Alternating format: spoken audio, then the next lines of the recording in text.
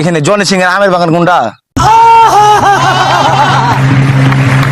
কার? Johnny Singh.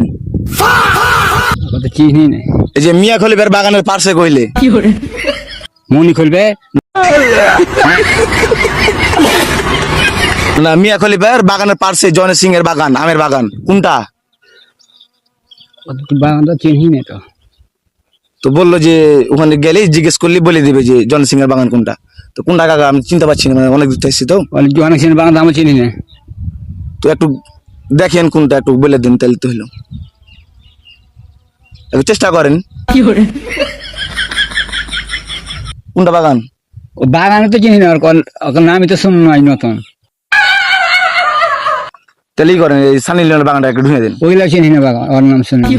তো Johnny Singh এর সাথে কথা করেন তাহলে, জনি সিং এর সাথে একটু কথা বলেন, যে বলেন যে কাকা আপনার বাগান কোনটা, একটু বলে দিন তাইলে। ওই বলেন যে কোন জায়গাতে বাড়ি, এখন কয়েকদিন নেওয়ার মুখে হ্যাঁ, মানে জনি সিং কে কল দিছি, হ্যাঁ দাঁড়ান। হ্যালো জনি কাকা, এই যে একটা কথা বলেন তো। হ্যাঁ হ্যাঁ, যে বলেছি কুসুরের পাশে, তো বলতে পারছে না। বলেন কি? হ্যাঁ একটু বলেন। সালাম সালাম।